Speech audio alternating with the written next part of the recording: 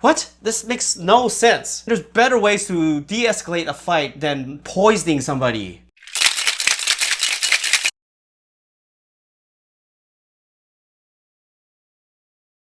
What's up guys, this is Al again, back with another video. And today we're going to check out this video that somebody sent me. It's a video about Jon Taffer. The video is called 4 Ways a Bartender Can Rip You Off and What You Should Order. This doesn't sound good to begin with.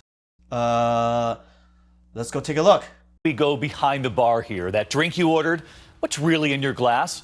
Only the bartender knows for sure. How do you deal with rude drunk people? How about the Visine treatment? A few drops and an unscrupulous bartender can send you running to the bathroom or home. I've never heard of that. Why would you make someone sick just because you don't like them? In fact, I'm very sure that's not legal. You're basically poisoning them. How's that any different than putting something else besides Visine? Sometimes the Visine is a better alternative than a fight. Jon Taffer is the host of the Spike TV show. What?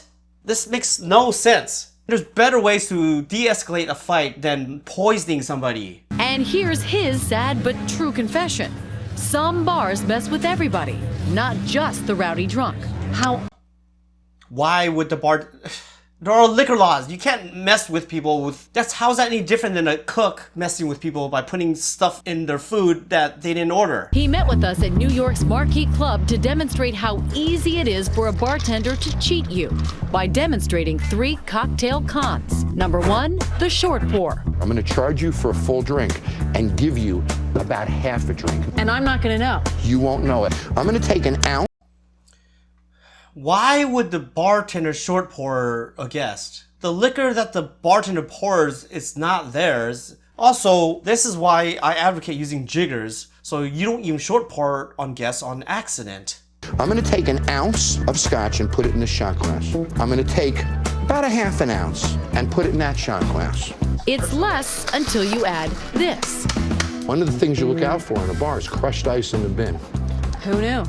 What? What are you talking about? What if you're at a tiki bar and you're supposed to have crushed ice in a bin? Look at the difference. It looks almost the same. That even still looks a little more. Yeah, it's crushed ice. Of course there's gonna be more. Nobody's asking for whiskey over crushed ice. If you're a whiskey drinker and you're asking for whiskey over the rocks, most likely the whiskey drinker is gonna prefer the big ice cube, not on crushed ice. So you can pour a lot less and make it look the same.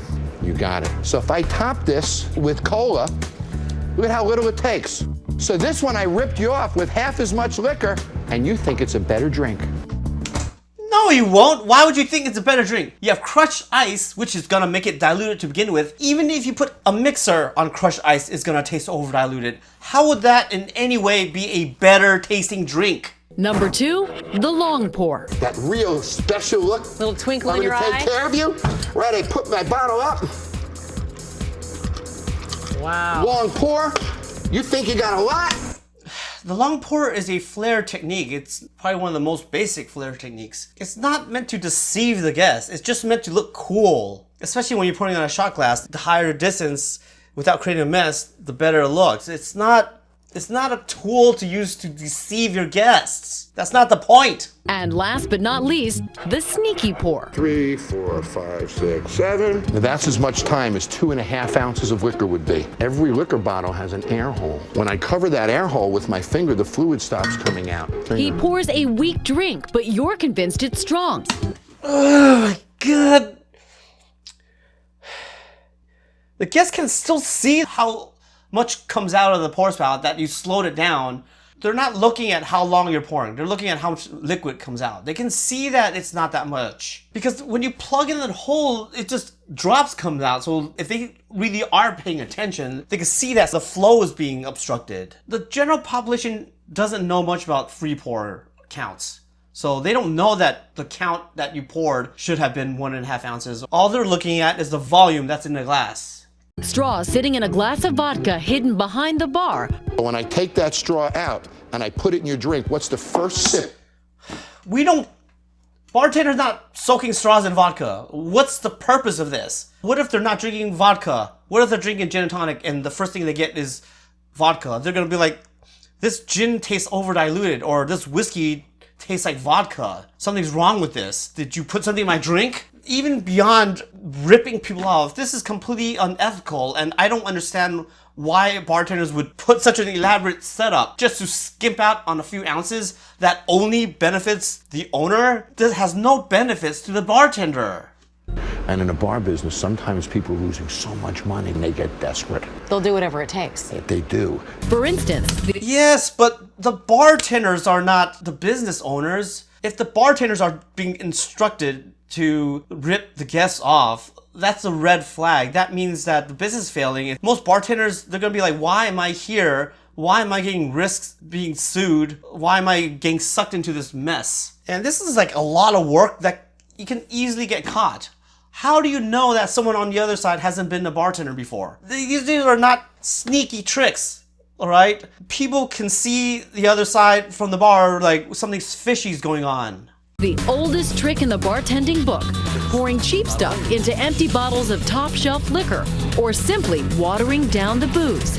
Easy to This is probably the only trick that has a likelihood of happening, and that is, owners, because the bartenders don't know, all right? So we're not even talking about the bartenders trying to rip people off. There is no benefit for the bartenders to rip off their own customers. We make a lot of our money off of our regulars.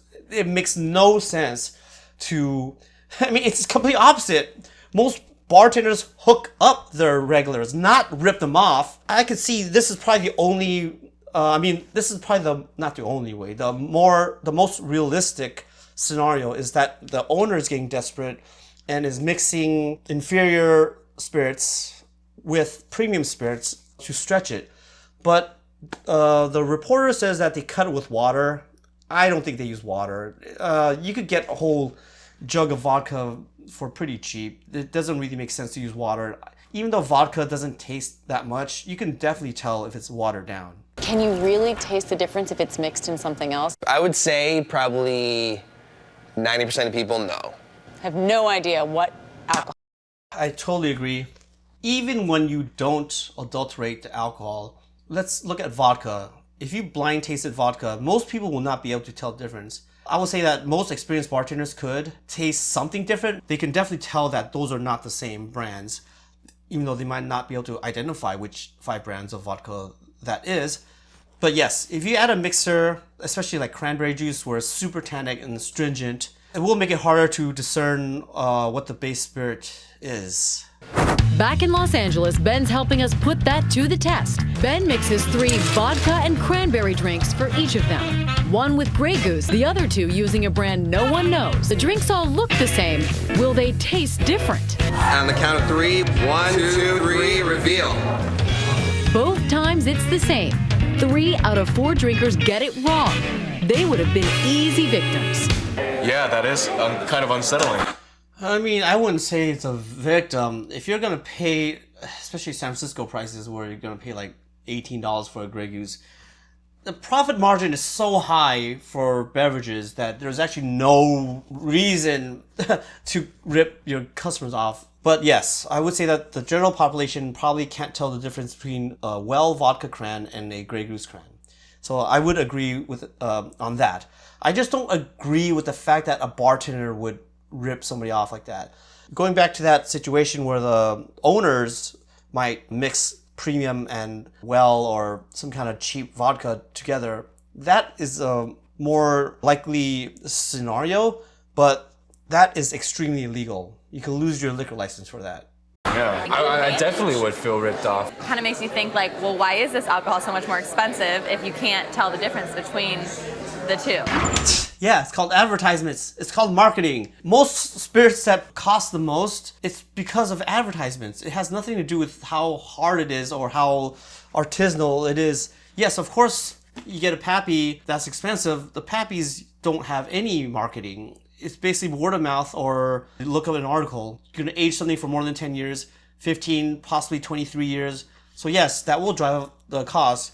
But generally speaking, a lot of tequilas, a lot of unaged spirits, a lot of the price is based off of marketing.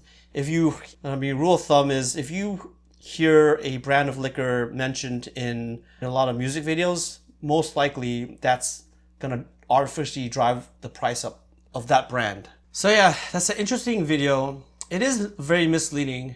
The parts about the bartenders cheating their customers, there's no incentive for bartenders to do that. Like I said before, most bartenders actually hook their regulars up a lot, even when they're not supposed to. So for bartenders to do the complete opposite, very, very unlikely. The bartenders putting Visine into guests' drink that they don't like. I've never heard of that. Also, you don't need to poison somebody that you don't like. Just don't talk to them. And third, the most realistic and most probable thing from this article is the bar owners that are actually diluting the alcohol. That is actually the most likely situation of all these situations. And that actually has nothing to do with the bartender. That has to do with very unethical owners just trying to rip off and stretch the dollar of their guests. Well, anyways, let me know what you thought about that video. Please leave it on the comments below, and I'll see you on the next one.